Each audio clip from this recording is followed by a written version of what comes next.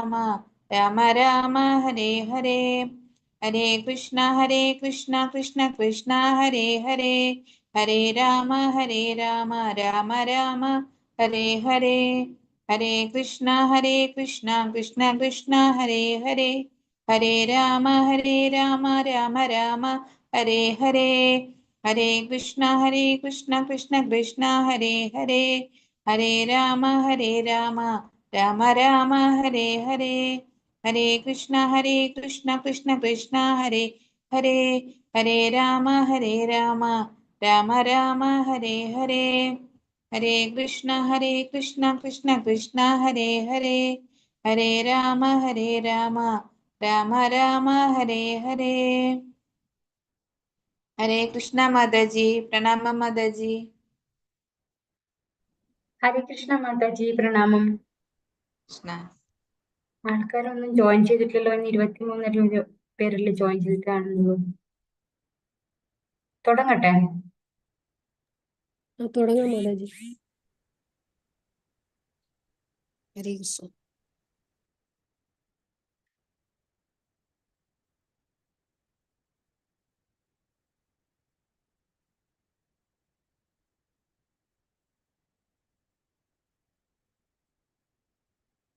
ഹരേ കൃഷ്ണ. ഓം നമോ ഭഗവതേ വാസുദേവായ. ഓം നമോ ഭഗവതേ വാസുദേവായ. ഓം നമോ ഭഗവതേ വാസുദേവായ. ഓം അജ്ഞാനതിമിരന്ധസ്യ ജ്ഞാനാഞ്ജനശലാകയാ ചക്ഷുരുന്മീലിതം യേന തസ്മൈ ശ്രീ ഗുരവേ നമഃ.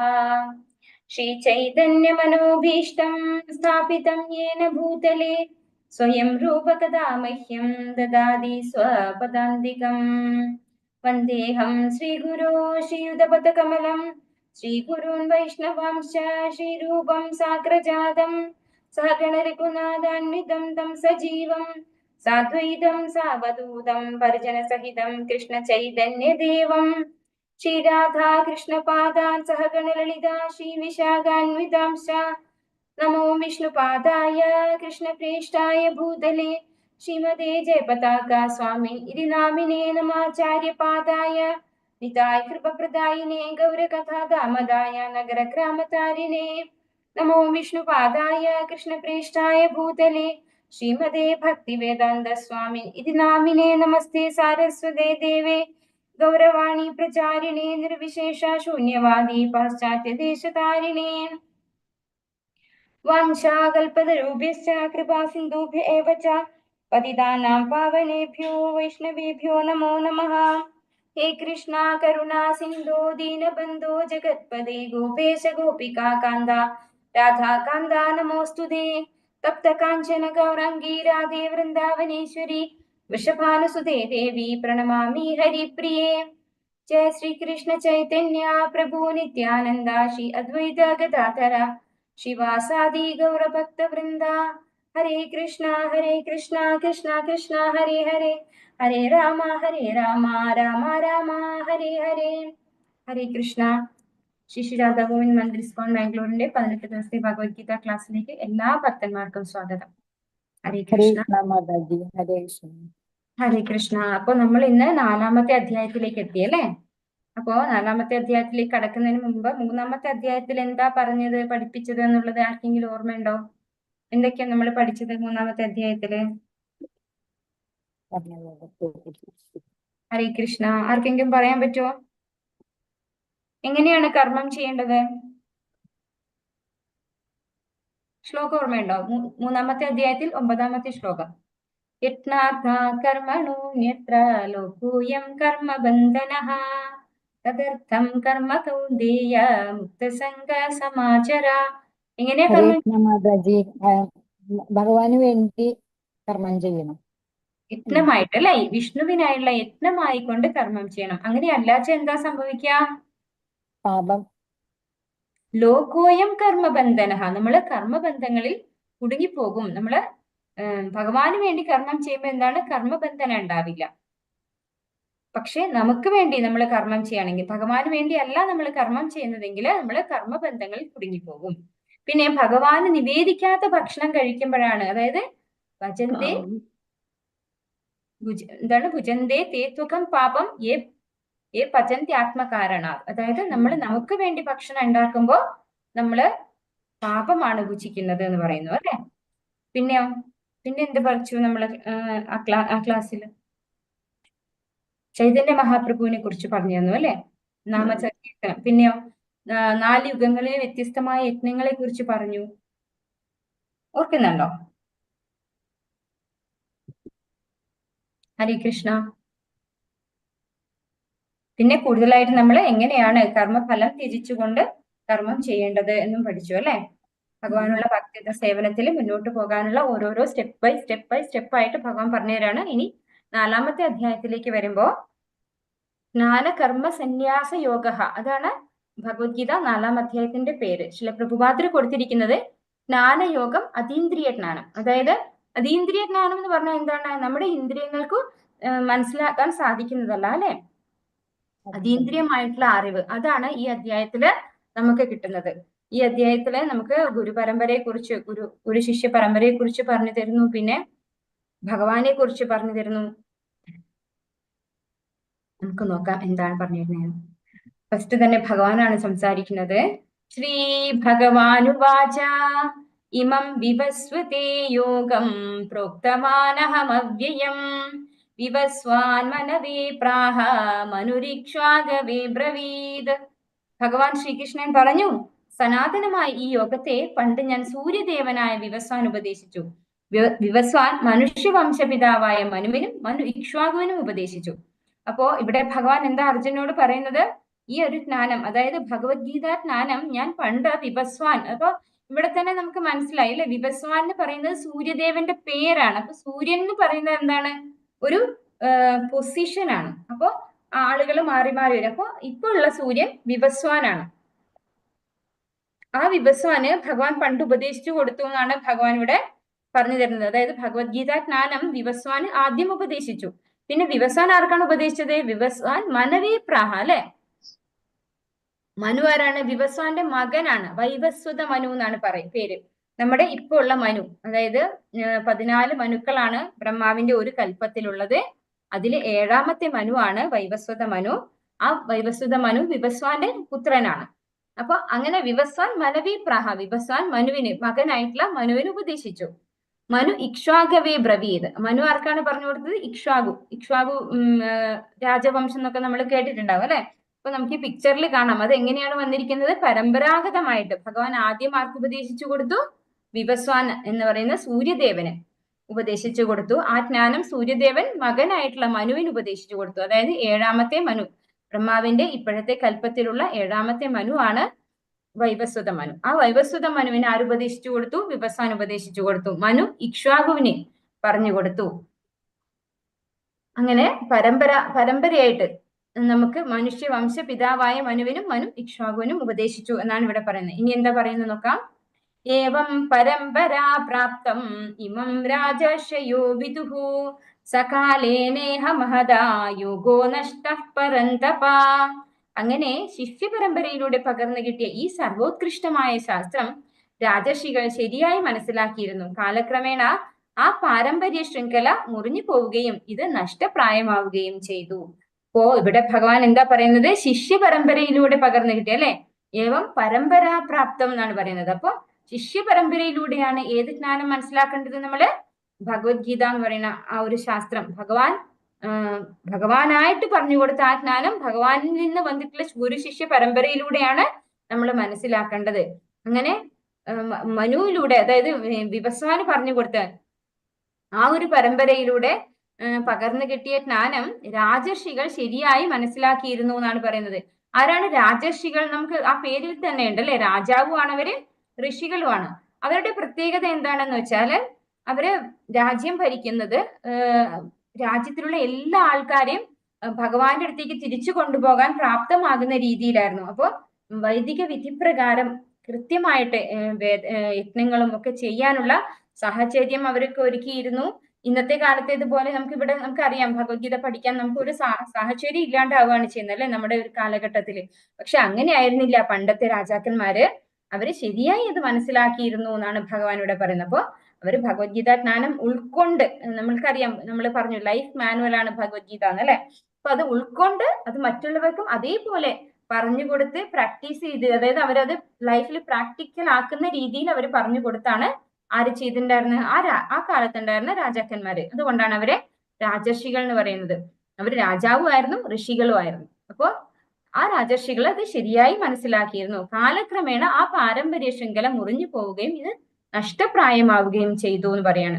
അപ്പൊ ആ പാരമ്പര്യ ശൃംഖല എവിടെയോ മുറിഞ്ഞു പോയി. അപ്പൊ ഇനി ഒരു പുതിയ പരമ്പര ഭഗവാനായിട്ട് തന്നെ, അപ്പൊ ഭഗവാനാണ് അതിനുള്ള അറേഞ്ച്മെന്റ് ചെയ്യുക അല്ലെ. നമുക്ക് ഇവിടെ ഒരു പിക്ചറിൽ നമുക്ക് കാണാൻ പറ്റും, ഒരു വലിയൊരു മരത്തിനകത്ത് കുറെ ഫ്രൂട്ട്സ് അല്ലെ, നല്ല മാമ്പഴം പോലെയുള്ള ഒരു ഫ്രൂട്ട്സ് ഉണ്ടാകുന്നുണ്ട്. അപ്പൊ ഈ ഫ്രൂട്ട്സ് എന്താണ്, നേരെ താഴോട്ടേക്ക് വന്ന് പതിക്കുമ്പോൾ അതെന്താ ചെയ്യുക, അത് കേടുവരും അല്ലെ, അത് പൊട്ടിപ്പോകും, കേടുവരും.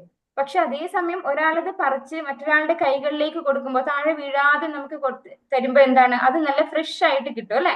അതുപോലെയാണ് പരമ്പരാപ്രാപ്തം, അതായത് ഒരാൾ മറ്റൊരാളുടെ കയ്യിലേക്ക് ഒട്ടും കേടുവരാതെ കൊടുക്കുകയാണ്. അതാണ് ഏവം പരമ്പരാപ്രാപ്തം എന്ന് പറയുന്നത്.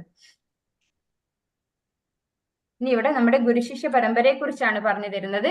നമ്മള് ആദ്യം തന്നെ പറഞ്ഞു ബ്രഹ്മ മധ്വ ഗൗഡീയ പരമ്പരയാണ്, സമ്പ്രദായ പ്രകാരമാണ് നമ്മൾ ഇവിടെയുള്ള ഇസ്കോൺ പോകുന്നത്. അതിൽ ഗുരുശിഷ്യ പരമ്പരയിൽ സ്റ്റാർട്ട് ചെയ്യുന്നത് ഭഗവാൻ ശ്രീകൃഷ്ണനാണ് അല്ലെ. ശ്രീകൃഷ്ണൻ ആർക്കാണ് ആദ്യം ജ്ഞാനം പകർന്നു കൊടുത്തത്? ബ്രഹ്മാവിനാണ് പകർന്നു കൊടുത്തത് അല്ലെ. ബ്രഹ്മാവിന്റെ ശിഷ്യനായിട്ടുള്ള മകനും ശിഷ്യനുമായിട്ടുള്ള നാരദ ബ്രഹ്മർഷിക്ക് പറഞ്ഞു കൊടുത്തു. നാരദൻ വ്യാസദേവന് പറഞ്ഞു, വ്യാസദേവൻ മധ്വാചാര്യർക്ക് പറഞ്ഞു കൊടുത്തതാണ് ബ്രഹ്മ മധ്വ ഗൗഡീയ സമ്പ്രദായം എന്ന് പറയുന്നത്. പിന്നെ പത്മനാഭ തീർത്ഥർ അങ്ങനെ വന്ന് ചൈതന്യ മഹാപ്രഭു 22ാമത്തെ ആചാര്യനായി. പിന്നെ 32ാമത്തെ ആചാര്യനായിട്ട് AC ഭക്തി വേദാന്ത സ്വാമിശ്രീല പ്രഭുപാദരാണ് വരുന്നത്. അങ്ങനെ 32 ഗുരുശിഷ്യ പരമ്പരയാണ് ശ്രീല പ്രഭുപാദർ വരേക്കും വന്നിരിക്കുന്നത്. അവിടെ നിന്ന് അങ്ങോട്ട് കുറെ ആചാര്യന്മാര് തന്നെ ഉണ്ട്. ശ്രീല പ്രഭുപാദരിൽ നിന്ന് ദീക്ഷ സ്വീകരിച്ചിട്ടുള്ള കുറെ പേരുണ്ട്. 32 വരെയാണ് ഇവിടെ കാണിച്ചിരിക്കുന്നത്. അപ്പോൾ നമ്മള് ഈ ഒരു ഗുരുശിഷ്യ പരമ്പര, അതായത് ബ്രഹ്മ മധ്വ ഗൗഡീയ സമ്പ്രദായം, ബ്രഹ്മാവിൽ നിന്ന് സ്റ്റാർട്ട് ചെയ്തിട്ടുള്ള, അതായത് ശ്രീകൃഷ്ണനാണ് യഥാർത്ഥത്തിൽ ആദ്യം ജ്ഞാനം പകർന്നു കൊടുക്കുന്നത് ശ്രീകൃഷ്ണനാണ്. പക്ഷെ ബ്രഹ്മാവിൽ നിന്നാണിത് പകർന്നു തുടങ്ങി വരുന്നത്. സ ഏവായം മയാ തേദ്യാ യോഗഃ പ്രോക്തഃ പുരാതനഃ ഭക്തോസി മേ സഖാ ചേതി രഹസ്യം ഹേതദുത്തമം. നീ എന്റെ ഭക്തനും മിത്രവുമായതുകൊണ്ടാണ് പരമപുരുഷനുമായി ബന്ധപ്പെടുത്തുന്ന ഈ പുരാതന ശാസ്ത്രം ഞാൻ വിവരിച്ചു തരുന്നത്. അതുകൊണ്ട് അതീന്ദ്രിയമായി ഗുപ്തജ്ഞാനം ഗ്രഹിക്കാൻ നിനക്ക് കഴിവുണ്ട്. ഇപ്പൊ ഭഗവാൻ എന്താണ് അർജുനനോട് പറഞ്ഞത് നേരത്തെ? അതായത് ഇത് പരമ്പരയിലൂടെ വന്നിട്ടുള്ള ജ്ഞാനമാണ്, പിന്നെ എവിടെയോ അത് നഷ്ടപ്രായമായി പോയി അല്ലെ. വിവസ്വാന് തൊട്ട് ഞാൻ പറഞ്ഞു കൊടുത്തുകൊണ്ടിരിക്കുന്ന ഒരു പുരാതനമായിട്ടുള്ള ജ്ഞാനമാണിത്. അതാണ് ഇവിടെ ആർക്ക് പറഞ്ഞു കൊടുക്കുന്നത്? അർജുനന് പറഞ്ഞു കൊടുക്കുന്നത്. പിന്നെയോ ഇവിടെ എന്താ പറയുന്നത്? നീ എന്റെ ഭക്തനും മിത്രവും ആയതുകൊണ്ടാണ് പരമപുരുഷനുമായി ബന്ധപ്പെടുത്തുന്ന ഈ പുരാതന ശാസ്ത്രം ഞാൻ വിവരിച്ചു തരുന്നത്. ഇവിടെ എടുത്തു പറയേണ്ടതാണ് എന്താണ്? പുരാതന അല്ലെ, പുരാതന ശാസ്ത്രം എന്നാണ് പറയുന്നത്. നമുക്ക് എന്താ അറിയാവുന്നത്? ഭഗവത്ഗീത 5000 വർഷങ്ങൾക്ക് മുൻപ് ഭാരത യുദ്ധം നടക്കുമ്പോൾ ഭഗവാൻ അർജുനൻ ഉപദേശിച്ചു കൊടുത്തതാണ് ആ ഭഗവത്ഗീത. ആരെഴുതി വെച്ചു? മഹാഭാരതത്തില് 18ാമത്തെ പർവ്വത്തില് വേദവ്യാസർ എഴുതി വെച്ചു അല്ലെ. ഇതാണ് നമുക്കറിയാവുന്നത്. അപ്പൊ 5000 വർഷത്തെ പഴക്കമാണ് ഭഗവത്ഗീതക്ക് എന്നുള്ളതാണ്. പക്ഷെ ഭഗവാൻ ഇവിടെ എന്താ പറയുന്നത്? യോഗ പ്രോക്ത പുരാതന. ഇത് 5000 വർഷം പഴക്കമുള്ളതല്ല, ഇത് വളരെ വളരെ വളരെ കോടാനുകോടി വർഷങ്ങൾ പഴക്കമുള്ള ഒരു ജ്ഞാനമാണ് ഈ ഭഗവത്ഗീത ജ്ഞാനം എന്ന് പറയുന്നത്. അപ്പോ ഇത് ലിഖിതമായിട്ട്, അതായത് എഴുതി വെച്ചിട്ടുള്ളത് എപ്പോഴാണ്? 5000 വർഷങ്ങൾക്ക് മുൻപാണ്. പക്ഷെ ഈ ജ്ഞാനം ഭഗവാൻ ആർക്ക് ഉപദേശിച്ചു കൊടുക്കുന്നുണ്ട്? പണ്ടത്തെ കാലത്തുള്ള പ്രത്യേകത എന്താന്ന് വെച്ചാൽ എല്ലാവർക്കും നല്ല മെമ്മറി പവർ ഉണ്ട്, കൂടുതൽ ആയുസ് ഉണ്ട്, മെമ്മറി പവർ ഉണ്ട്. ഒന്നും എഴുതി വെച്ചിട്ട് ബൈഹാർട്ട് പഠിച്ചിട്ട് ചെയ്യേണ്ട ആവശ്യമില്ല. ഒരു പ്രാവശ്യം കേട്ടാൽ തന്നെ അവർക്കത് ഗ്രഹിക്കാനും ഹൃദിസ്ഥമാക്കാനും സാധിക്കുമായിരുന്നു. പക്ഷെ കലികാലത്തിൽ നമ്മൾ എന്താണ്? മന്ദാസ്മതമതയാ അല്ലെ. ഹരേ കൃഷ്ണ.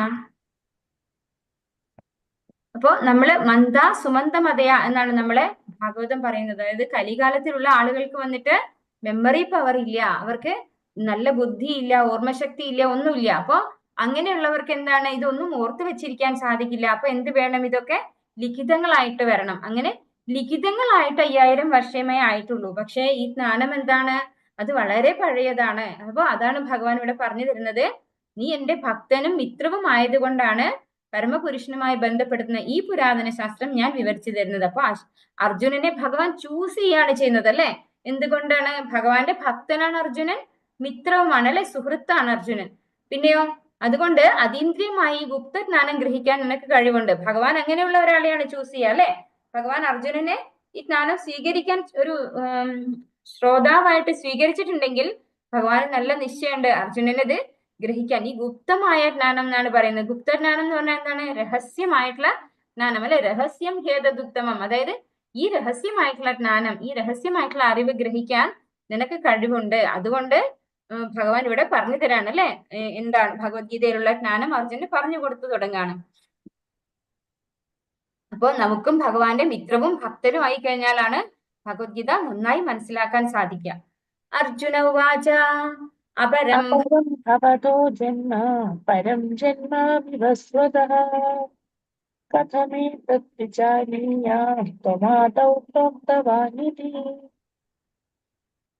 ഹരേ കൃഷ്ണ. അർജുനൻ പറഞ്ഞു, വിവസ്വാൻ എന്ന സൂര്യദേവൻ അങ്ങേക്കാൾ വളരെ മുമ്പ് ജനിച്ചെന്നിരിക്കെ അങ്ങ് അദ്ദേഹത്തിന് ഉപദേശം നൽകി എന്ന് പറയുന്നത് ഞാൻ എങ്ങനെ മനസ്സിലാക്കും? അപ്പൊ അർജുനൻ ഇവിടെ എന്താ ഭഗവാനോട് ചോദിച്ചതപ്പോ ഭഗവാൻ എന്താ പറഞ്ഞത്? ഞാൻ ഇത് വിവസ്വാൻ ഉപദേശിച്ചു കൊടുത്തിട്ടുണ്ട്. വിവസ്വാൻ മനുവിന് ഉപദേശിച്ചു കൊടുത്തു, മനു ഇക്ഷ്വാകുവിന് ഉപദേശിച്ചു കൊടുത്തു. അപ്പോ അർജുനൻ പറയാണ്, അർജുനനും കൃഷ്ണനും സമപ്രായക്കാരാണ്. അതായത് അർജുനന്റെ അമ്മയുടെ സഹോദരന്റെ പുത്രനാണ് ആര്? ഭഗവാൻ അല്ലെ, ഭഗവാൻ ശ്രീകൃഷ്ണൻ. അർജുനനും ഭഗവാനും ഏകദേശം ഒരേ പ്രായക്കാരാണ്.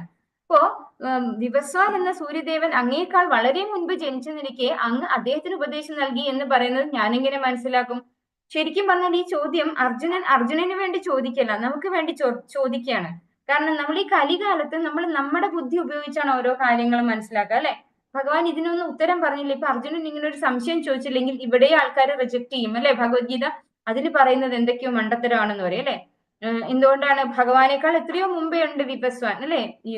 ഈ മഹാഭാരത യുദ്ധം നടക്കുന്നത് ദ്വാപര യുഗത്തിലാണ്. വിവസ്വാൻ എപ്പോഴാണ്? സത്യയുഗത്തിലെ ഉള്ള ആളാണ്. അപ്പോ അതെങ്ങനെ ശരിയാവുക എന്നാണ് അർജുനൻ ഭഗവാനോട് ചോദിക്കുന്നത്. നമ്മൾ ഒരേ പ്രായക്കാരല്ലേ, ഭഗവാൻ എങ്ങനെയാണ് വിവസ്വാന് പറഞ്ഞു കൊടുത്തത്, അത് ഞാൻ എങ്ങനെയാ മനസ്സിലാക്കേണ്ടത് എന്ന് ചോദിക്കുകയാണ് അർജുനൻ. നമുക്ക് വേണ്ടി ചോദിക്കുകയാണ്. കാരണം അർജുനൻ ആരാണ്? ഭഗവാന്റെ ഭക്തനാണ്, സുഹൃത്താണ്. ഭഗവാനെ കുറിച്ച് മനസ്സിലാക്കാൻ സാധിക്കുന്ന ആളാണ് ആര്?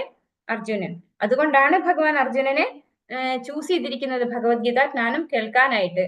പക്ഷേ മറ്റുള്ളവര്, നമ്മളെ പോലെയുള്ള ബുദ്ധി കുറഞ്ഞ ആളുകള് അത് അംഗീകരിക്കില്ല. അതുകൊണ്ട് ഭഗവാൻ അത് വ്യക്തമാക്കി തരണമായിരുന്നു. അതിനുവേണ്ടി അർജുനനാൽ ചോദിക്കപ്പെടുന്ന ഒരു ചോദ്യമാണത്. അതിന് ഭഗവാൻ ഉത്തരം പറയാണ്. ശ്രീ ഭഗവാനുവാച ബഹൂനി മേ വിതീതാനി ജന്മാനി തവ ചാർജുന താന്യഹം വേദ സർവാണി നത്വം വേദ പരന്തപ. ശ്രീ ഭഗവാൻ പറഞ്ഞു, ശത്രുക്കളെ കീഴടക്കുന്നവനെ എനിക്കും നിനക്കും എണ്ണമറ്റ ജന്മങ്ങൾ കഴിഞ്ഞു പോയിരിക്കുന്നു. എനിക്കതെല്ലാം ഓർമ്മിക്കാൻ കഴിയും, നിനക്കത് സാധ്യമല്ല. അപ്പോ ഭഗവാൻ ഇവിടെ ക്ലിയർ ആയിട്ട് പറയാണ്, ശത്രുക്കളെ പരന്തപ അല്ലെ. പരന്തപ എന്ന് പറഞ്ഞാൽ എന്താണ്? ശത്രുക്കളെ കീഴടക്കുന്നവനെ എന്നാണ്. നമ്മൾ കഴിഞ്ഞ അധ്യായത്തിൽ ഒരു ശത്രുവിനെ കുറിച്ച് പഠിച്ചു അല്ലെ. 3-ാമത്തെ അധ്യായത്തിൽ ആരാ നമ്മുടെ ശത്രു? കാമയേഷ ക്രോധയേഷ രജോ ഗുണസമുദ്ഭവഃ മഹാശന മഹാപാപ്മാ വിദ്യേനമിഹ വൈരിണം.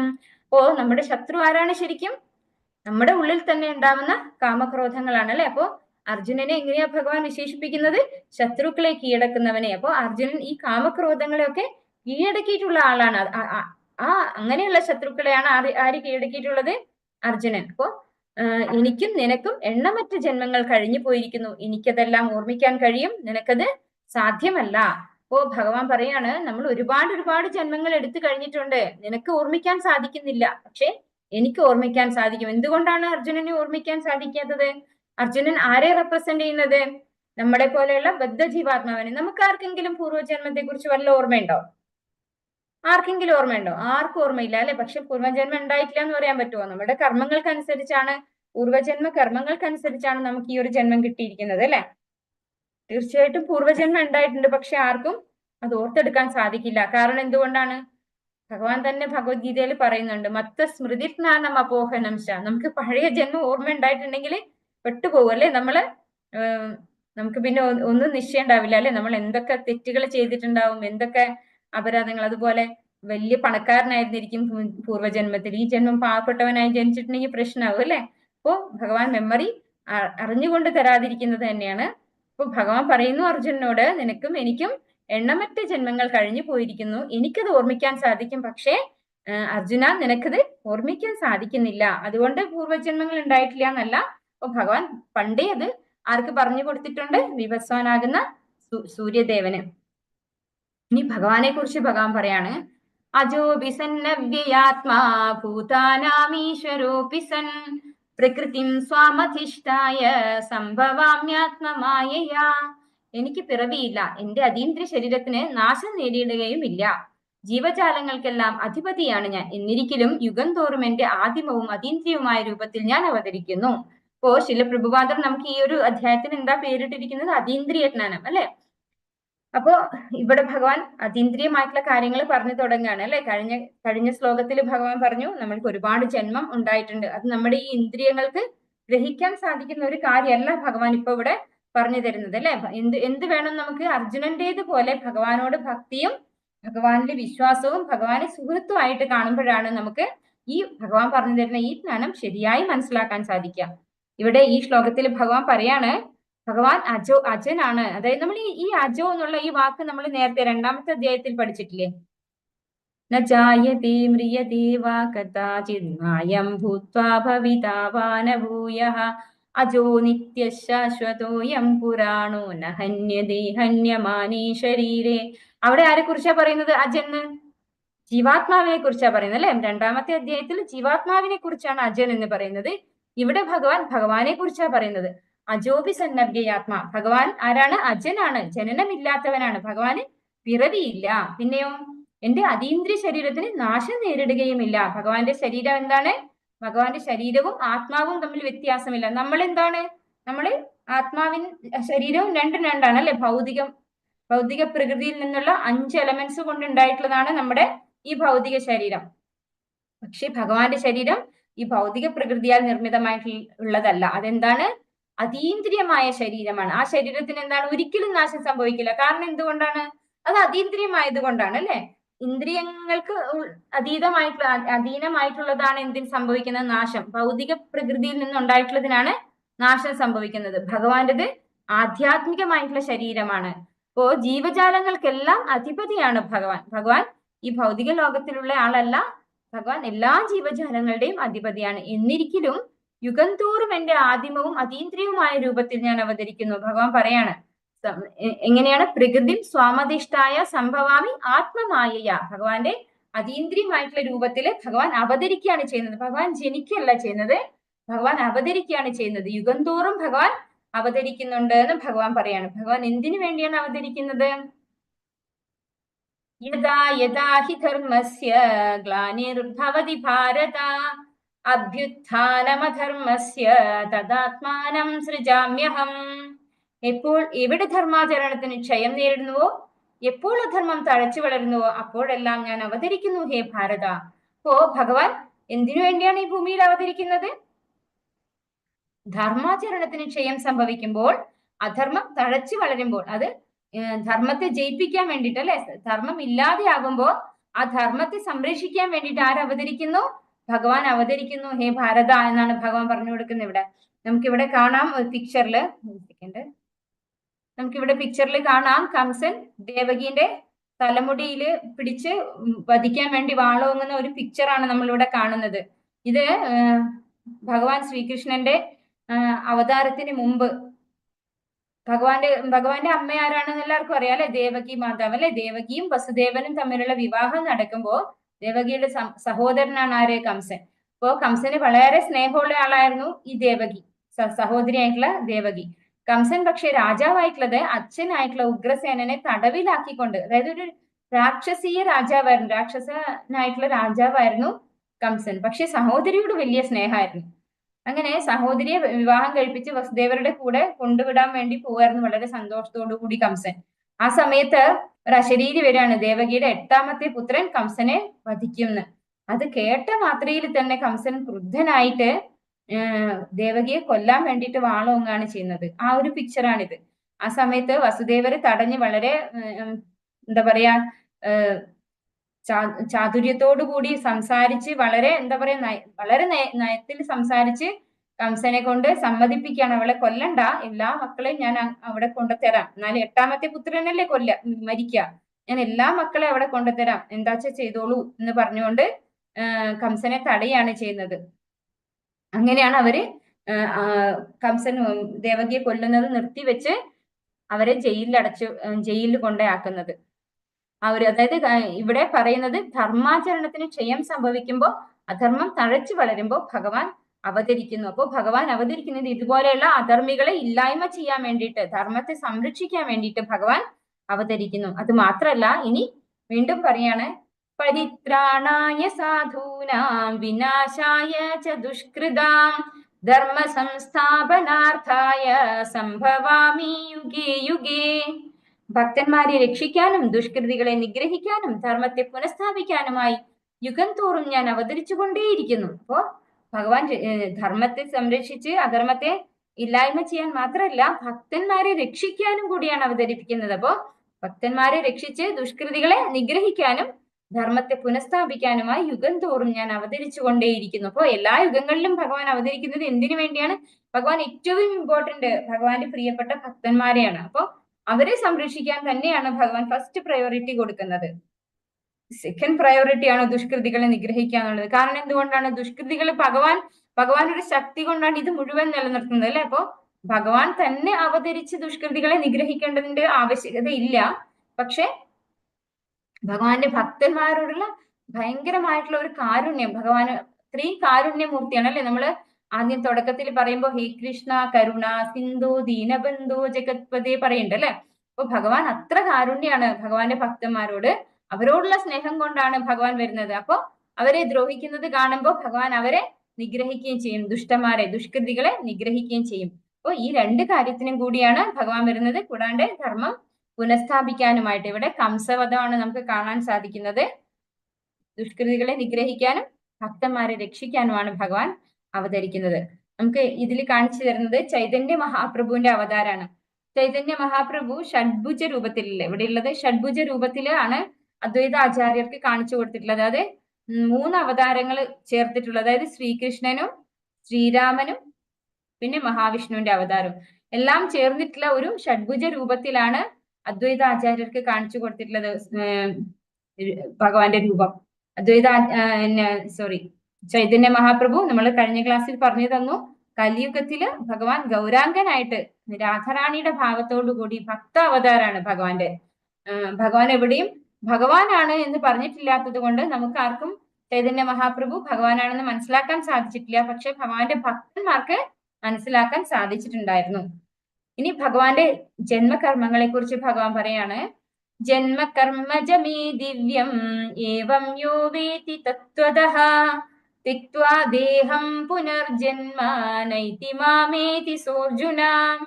അല്ലയോ അർജുന, എന്റെ ജനനത്തിന്റെയും പ്രവൃത്തികളുടെയും അതീന്ദ്രിയ സ്വഭാവം ഗ്രഹിച്ചവർ മരണശേഷം വീണ്ടും ഭൗതിക ലോകത്തിൽ പിറക്കുന്നില്ല, അവർ ശാശ്വതമായ എന്റെ ലോകത്തിലെത്തുന്നു. അപ്പോ ഭഗവാന്റെ കർമ്മങ്ങൾ എന്താണ്? ജന്മകർമ്മജമേ ദിവ്യം, അല്ലെ? ഭഗവാന്റെ ജന്മവും കർമ്മവും ഒക്കെ ദിവ്യമാണ്, അതീന്ദ്രിയമാണ്. അതിന്റെ അതീന്ദ്രിയ സ്വഭാവം ഗ്രഹിച്ചവർ മരണശേഷം വീണ്ടും ഭൗതിക ലോകത്തിൽ പിറക്കുന്നില്ല. അതായത് നമ്മള് ശ്രീമദ് ഭാഗവതമൊക്കെ ഭഗവാന്റെ ജന്മകർമ്മങ്ങളെ കുറിച്ച് സ്തുതിക്കുന്നതാണ്, അല്ലെ? ഭഗവാന്റെ. അപ്പൊ അത്തരത്തിലുള്ള കാര്യങ്ങളൊക്കെ നമ്മൾ പഠിക്കുകയും പറഞ്ഞു കൊടുക്കുകയൊക്കെ ചെയ്യുമ്പോൾ നമുക്ക് എന്താണ്? വീണ്ടും ഈ ഭൗതിക ലോകത്ത് പിറക്കേണ്ടതായി വരില്ല. അവരെവിടെ പോകുന്ന പറയുന്നത്? അവർ ശാശ്വതമായ എന്റെ ലോകത്തിലെത്തുന്നു. അപ്പൊ ഇവിടെ നമുക്ക് ദാമോദര ലീലയെ കുറിച്ചുള്ള ഒരു സ്റ്റോറിയാണ്. അപ്പൊ ഭഗവാന്റെ കഥകൾ കേട്ടാൽ എന്താണ് എല്ലാവർക്കും സംഭവിക്കുക? ഭഗവാന്റെ ധാമത്തിലേക്ക് പോകാം, അല്ലെ? മരണശേഷം ഭഗവത് ധാമത്തിലേക്ക് പോകാൻ നമ്മൾ എന്താ ചെയ്യേണ്ടത്? ഭഗവാന്റെ ലീലകൾ ഇങ്ങനെ കേൾക്കണം, പറയുകയും കേൾക്കുകയും വേണം. ഇവിടെ നമുക്ക് ഒരു ദിവസം ഭഗവാൻ കുഞ്ഞു കുട്ടിയായിരുന്നു. അപ്പൊ ചെറുതായിട്ട് കഥ പറയാണ്. ചെറിയ കുട്ടിയായിട്ടിരിക്കുന്ന ഭഗവാൻ ഉറക്കത്തിലായിരുന്നു, നല്ല ഉറക്കത്തിലായിരുന്ന സമയത്ത് യശോദാമ്മ എന്താ ചെയ്യുന്നത്? യശോദാമ്മയുടെ അടുത്താണ്, അല്ലെ? ദേവകി അമ്മയുടെ അടുത്തല്ല ഭഗവാൻ ഉള്ളത്, യശോദാമ്മയുടെ അടുത്താണ്. യശോദാമ്മയുടെ അടുത്ത് യശോദാമ്മ തൈര് കലക്കി വെണ്ണ എടുത്തുകൊണ്ടിരിക്കുകയായിരുന്നു ഭഗവാൻ ഉറക്കത്തിലായ സമയത്ത്. അപ്പോ ഉറങ്ങി എഴുന്നേറ്റ് ഓടി വന്ന് ഭഗവാൻ പറഞ്ഞു, എനിക്ക് പാല് കുടിക്കണം, വിശക്കുന്നു, പാല് കുടിക്കണം എന്ന് പറഞ്ഞ് അമ്മയെ കൊണ്ട് തൈര് കടയിൽ നിന്ന് നിർത്തി വെപ്പിച്ച് ഭഗവാൻ പാല് കുടിക്കാൻ തുടങ്ങി. അപ്പോഴാണ് യശോദാമ്മ ഓർത്തത്, അടുപ്പത്ത് പാല് തിളപ്പിക്കാൻ വെച്ചിട്ടുണ്ട്. ഭഗവാന് പാല് കൊടുത്തോണ്ടിരിക്കുമ്പോഴാണ് യശോദാമ്മ അത് ഓർക്കുന്നത്. അത് ഭഗവാന് വേണ്ടിയിട്ട് സ്പെഷ്യൽ ആയിട്ട് ഒരു കുറച്ച് പശുക്കളുണ്ട്, സ്പെഷ്യൽ ആയിട്ട് നല്ല പാല് കിട്ടുന്ന നല്ല പശു, നല്ല വെണ്ണയൊക്കെയുള്ള പാല്. ആ പാലാണ് യശോദാമ്മ അടുപ്പിൽ തിളപ്പിക്കാൻ വെച്ചിട്ടുള്ളത്. ഭഗവാന് വേണ്ടി നല്ല വെണ്ണ എടുക്കാൻ വേണ്ടിയിട്ടാണ്. അത് ഭഗവാന് വേണ്ടി തന്നെയാണ് യശോദാമ്മ എല്ലാം ചെയ്യുന്നത് അല്ലെ. യശോദാമ്മ ആരാണ്? അവിടുത്തെ റാണിയാണ് ശരിക്കും. അപ്പോ അവിടെ സെർവൻസ് ഒക്കെ ഒരുപാടുണ്ട്. പക്ഷെ എന്നാലും ഭഗവാന്റെ കാര്യങ്ങളെല്ലാം യശോദാമ്മ സ്വയമായിട്ടാണ് ചെയ്യുന്നത്. അപ്പോ പാല് തിളച്ച് മറിയുന്നു തോന്നിയപ്പോ യശോദാമ്മ കണ്ണനെ താഴെ വെച്ച് അടുക്കളയിലേക്ക് ഓടുകയാണ് ചെയ്യുന്നത്. അപ്പൊ ഭഗവാന് ഇത്തിരി ദേഷ്യം വരികയാണ്. അതായത് എന്നെക്കാൾ ഇമ്പോർട്ടന്റ് ആണോ പാല് എന്നുള്ള ഒരു രീതിയില് ഭഗവാൻ ഒരു കുസൃതിയുള്ള ലീലയാണ് കാണിക്കുന്നത് അല്ലെ. അപ്പോ ദേഷ്യം വന്നിട്ട് ഭഗവാൻ എന്താ ചെയ്യുന്നത്? അവിടെ ഉണ്ടായിരുന്ന തൈര് കലം ഉടച്ചു. തൈര് കലം ഉടച്ച് പിന്നെ വെണ്ണ ഉറിയിൽ തൂക്കിയിട്ടിരിക്കുന്ന വെണ്ണയൊക്കെ കുരങ്ങന്മാർക്കും കൂട്ടുകാർക്കും ഒക്കെ കൊടുത്ത് എല്ലാം നശിപ്പിച്ചു വെക്കുക അല്ലെ. എല്ലാം കഴിച്ച് അവരെല്ലാരും കഴിച്ച് ബാക്കി നശിപ്പിക്കുകയും ചെയ്യാണ് ആര് ചെയ്യുന്നത്? ഉണ്ണിക്കണ്ണൻ അല്ലെ. ഉണ്ണിക്കണ്ണൻ ഇത് ചെയ്യുമ്പോ യശോദാമ്മ കാണാണ്, കയ്യോടെ പിടിക്കുകയാണ്. അപ്പൊ ഭഗവാൻ എന്ത് ചെയ്യുവാണ്? ആ ഉരലിൽ നിന്ന് ഇറങ്ങി ഉരലിന്റെ മുകളിൽ നിന്നിട്ടാണ് ഉറിയിലുള്ള വെണ്ണ എടുക്കുന്നത്. പിന്നെ അമ്മയെ കണ്ടതും കണ്ണൻ ഓടാൻ തുടങ്ങി. ഓടി ഓടി അമ്മ തളർന്നു. കാരണം യശോദാമ്മ കുറച്ച് തടിയുള്ള പ്രകൃതാത്രേ. അപ്പോ ഭഗവാന്റെ പുറകെ ഓടി യശോദാമ്മ തളർന്നു. അപ്പോ നമ്മള് ശ്രീല പ്രഭുപാദർ പറയുന്നുണ്ട്, യോഗികളും എല്ലാവരും അത്രമാത്രം ആഗ്രഹിച്ച് കൊതിച്ച് ഒരുപാട് തപസ് ചെയ്ത് കാണാൻ കൊതിക്കുന്ന ആ ഒരു ഭഗവാനെയാണ് യശോദാമ്മ വളരെ നിസ്സാരമായിട്ട് ഇങ്ങനെ ഓടിച്ചിട്ട് പിടിച്ച് ഒരലിൽ കെട്ടുന്നത് എന്ന്. അപ്പോ അതാണ് ഭഗവാന്റെ ഒരു കാരുണ്യം, ഭക്തന്മാർക്ക് കൊടുക്കുന്ന ഒരു കാരുണ്യം എന്ന് പറയുന്നത് നമ്മള്. അപ്പൊ അങ്ങനെ ഭഗവാനെ പിടികൂടി. ഭഗവാന്റെ സമ്മതത്തോടു കൂടിയേ പിടികൂടാൻ കഴിയുള്ളൂ കേട്ടോ. ഭഗവാൻ ഒരു സങ്കടം തോന്നുകയാണ്. അമ്മ തളർന്നു എന്ന് തോന്നിയപ്പോഴാണ് ഭഗവാൻ പിടികൊടുക്കുന്നത് തന്നെ. അങ്ങനെ ഭഗവാനെ പിടികൂടി ഒരലിൽ കെട്ടിയിടാൻ വേണ്ടി ട്രൈ ചെയ്യാ യശോദാമ്മ ട്രൈ ചെയ്തിട്ടൊന്നും ഭഗവാനെ കെട്ടിയിടാൻ സാധിക്കുന്നില്ല. എന്താ സംഭവിക്കുന്നത്? കയറിനൊരു ഇത്തിരി 2 വിരലിന്റെ നീളം, 2 അങ്കുലം നീളം കുറയാണ് ചെയ്യുന്നത്. വീട്ടിലുള്ള കയറൊക്കെ എടുത്തോണ്ട് വന്ന് ഭഗവാനെ കെട്ടാൻ തുടങ്ങി യശോദാമ്മ കൂട്ടിക്കെട്ടിയിട്ട്. എങ്ങനെ നോക്കിയിട്ടും കെട്ടാൻ പറ്റുന്നില്ല. അപ്പൊ അവസാനം തളർന്ന് യശോദാമ്മ ഭഗവാനെ തന്നെ ആശ്രയിക്കാൻ തുടങ്ങി. ഇത് എന്താ എനിക്ക് ഭഗവാനെ കെട്ടാൻ പറ്റാത്തതെന്ന് ആശ്രയിച്ചപ്പോ ഭഗവാന്റെ കാരുണ്യം കൊണ്ട് ഭഗവാനെ കെട്ടാൻ സാധിച്ചു. അങ്ങനെ യശോദാമ്മ ഒരലിൽ കെട്ടിയിട്ട് പോയി. അപ്പൊ ആ ഒരലും കൊണ്ട് പോകാൻ തുടങ്ങി ആര്? നമ്മുടെ ഉണ്ണിക്കണ്ണൻ, കുസൃതിയായിട്ടുള്ള ഉണ്ണിക്കണ്ണൻ. അപ്പൊ അവിടെ മുറ്റത്തിരിക്കുന്ന അർജുന വൃക്ഷങ്ങള്, 2 അർജുന വൃക്ഷങ്ങൾ ഉണ്ടായിരുന്നു അവിടെ, അടുപ്പിച്ചടുപ്പിച്ചുള്ള 2 അർജുന വൃക്ഷങ്ങള്. ആ അർജുന വൃക്ഷങ്ങള് നമ്മുടെ കുബേരന്റെ മക്കളായിട്ടുള്ള മണിഗ്രീവനും നളകുബേരനും, ഈ 2 പേരായിരുന്നു. അവർക്ക് നാരദ ബ്രഹ്മർഷിയിൽ നിന്ന് ശാപം കിട്ടിയിട്ടുണ്ടായിരുന്നു. ഒരു ദിവസം ഈ നളകുബേരന്മാര് മാനസരോവരത്തിൽ കുളിക്കാൻ ഇറങ്ങി. അപ്പൊ അവര് മദ്യപിച്ച്, കാരണം കുബേരന്റെ മക്കളാണല്ലോ, അവര് ധനികരാണ്. അപ്പൊ ആ ഒരു എന്താ പറയാ അഹങ്കാരം കൊണ്ട് അവര് പിന്നെ ആരെ റെസ്പെക്ട് ചെയ്തില്ല? നാരദ ബ്രഹ്മർഷിയെ റെസ്പെക്ട് ചെയ്തില്ല. പക്ഷെ നാരദ ബ്രഹ്മർഷിക്ക് അത് പ്രശ്നം ഉണ്ടായിരുന്നില്ല. നാരദ ബ്രഹ്മർഷി ആരാണ്? ഒരു സന്യാസിയാണ് അല്ലെ. അദ്ദേഹം എല്ലാവരോടും ക്ഷമിക്കുന്ന ആളാണ്, ഭക്തനാണ് ഭഗവാന്റെ. പക്ഷേ പിന്നെ ശിവനും പാർവതിയും അവിടെ അങ്ങോട്ട് വരുന്നത് ആര് കാണുന്നു? നാരദ ബ്രഹ്മർഷി. അപ്പൊ ഇവരിങ്ങനെ നിൽക്കുമ്പോ അത് മോശമല്ലേ? ശിവന് മോശമായതുകൊണ്ടാണ് നാരദ ബ്രഹ്മർഷി ഇവരെ ശപിക്കുന്നത്. അപ്പൊ ഇവരെ ശപിക്കുമ്പോഴും നാരദ ബ്രഹ്മർഷി എന്താ ഇവർക്ക് കൊടുത്തിരിക്കുന്നത്? അനുഗ്രഹമാണ് കൊടുത്തിരിക്കുന്നത്. ഭഗവാന്റെ മുറ്റത്താണ് അവര് അർജുന വൃക്ഷങ്ങളായിട്ട് ഒരു 1000കണക്കിന് വർഷങ്ങൾ അവരവിടെ നിന്നു.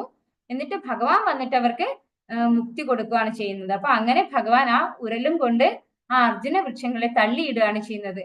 തള്ളിയിട്ട് കഴിഞ്ഞപ്പോ ഈ നളകൂബരനും മണിഗ്രീവനും മോക്ഷം കിട്ടുകയാണ്. ഭഗവാനെ കാണാനും ഭഗവാനെ സ്തുതിക്കുകയും ചെയ്യുന്നു. അവര് ഭഗവദ്ധാമത്തിലേക്ക് പോവുകയാണ് ചെയ്യുന്നത്. അതാണ് ദാമോദര ലീലയുടെ കഥ. വീതരാഗഭയക്രോധാഃ മന്മയാ മാമുപാശ്രിതാഃ ബഹവോ ജ്ഞാനതപസാ പൂതാ മദ്ഭാവമാഗതാഃ. രാഗം, ഭയം, ക്രോധം എന്നിവയിൽ നിന്ന് മോചിതരായി എന്നിൽ തന്നെ മുഴുകി ശരണം പൂകിയ അനേകം പേർ എന്നെ പറ്റിയുള്ള ജ്ഞാനത്താൽ ശുദ്ധീകൃതരായി എന്നിൽ ദിവ്യ പ്രേമബദ്ധരായിട്ടുണ്ട്. അപ്പോ രാഗം എന്ന് പറഞ്ഞാൽ എന്താണ്? അനുരാഗം അല്ലെ, ഒരു ഇഷ്ടം. പിന്നെയോ ഭയം, ക്രോധം ഇവയിൽ നിന്ന്, ഇങ്ങനെയുള്ള ദ്വന്ദ്വങ്ങളിൽ നിന്ന് മോചിതരായി എന്നിൽ തന്നെ മുഴുകി ശരണം പൂകി അനേകം പേർ എന്നെ പറ്റിയുള്ള സ്നാനത്താൽ ശുദ്ധീകൃതരായി എന്നിൽ ദിവ്യപ്രേമ ബദ്ധരായിട്ടുണ്ട്. അപ്പോ ഇങ്ങനെയുള്ള രാഗഭയ ക്രോധങ്ങളിൽ നിന്ന് മോചിതരായാൽ മാത്രമേ നമുക്ക് എന്ത് ചെയ്യാൻ സാധിക്കുള്ളൂ? ഭഗവാനെ കുറിച്ചുള്ള ജ്ഞാനം നമുക്ക് ഗ്രഹിക്കാൻ സാധിക്കുള്ളൂ. ഭഗവാനോട് ദിവ്യ പ്രേമ ബന്ധത്തിൽ ഏർപ്പെടാനും നമുക്ക് സാധിക്കുള്ളൂ. അപ്പൊ നമ്മള് ഈ രാഗം, ഭയം, ക്രോധം ഇതിനെ അകറ്റി നിർത്തണം അല്ലെ. ഇതിൽ നിന്ന് മോചിതരാവാൻ നമ്മൾ ശ്രമിക്കണം. ഇവിടെ ശിശുപാലന്റെ ലീലയാണ് കാണിക്കുന്നത്. ശിശുപാലനെ വധിക്കുന്ന ലീല. ശിശുപാലന്റെ കഥ എല്ലാവർക്കും അറിയായിരിക്കും അല്ലെ. ഭഗവാനെ ശത്രുവായിട്ട് കണ്ടിട്ടുള്ള ആളാണ് ആര്? ശിശുപാലൻ. ശിശുപാലനും ഭഗവാന്റെ റിലേറ്റീവ് ആണ് ശരിക്കും പറഞ്ഞു കഴിഞ്ഞാൽ. ശിശുപാലൻ ജനിക്കുമ്പോ 4 കൈകളും 3 കണ്ണുമാണ് തോന്നുന്നു. അങ്ങനെ ഒരു വിചിത്രമായിട്ടുള്ള ഒരു കുട്ടിയായിട്ടാണ് ജനിച്ചത്. അപ്പോ അശരീരി ഉണ്ടായി. ആരുടെ കയ്യിൽ നിന്നാണോ ഈ കുട്ടി നോർമൽ ആയിട്ടുള്ള, അതായത് 2 കൈയും 2 കണ്ണും ഉള്ള ഒരു കുട്ടിയായിട്ട് വരുന്നത്, ആ ആളിനാൽ ശിശുപാലൻ കൊല്ലപ്പെടുന്നു. അപ്പോ ഭഗവാന്റെ കയ്യിൽ ഇരിക്കുമ്പോഴാണ് ശിശുപാലൻ അങ്ങനെ ഒരു കുട്ടിയായി വന്നത്. അപ്പോ ശിശുപാലന്റെ അമ്മ ഭഗവാനോട് പറയാണ് അവന്റെ 100 തെറ്റുകൾ വരെ പൊറുക്കണേന്ന്. അപ്പൊ 101ാമത്തെ തെറ്റ് ശിശുപാലൻ ചെയ്യുന്നത് രാജസൂയ യജ്ഞത്തിൽ ഭഗവാനെ അപമാനിക്കുക എന്നുള്ളതായിരുന്നു.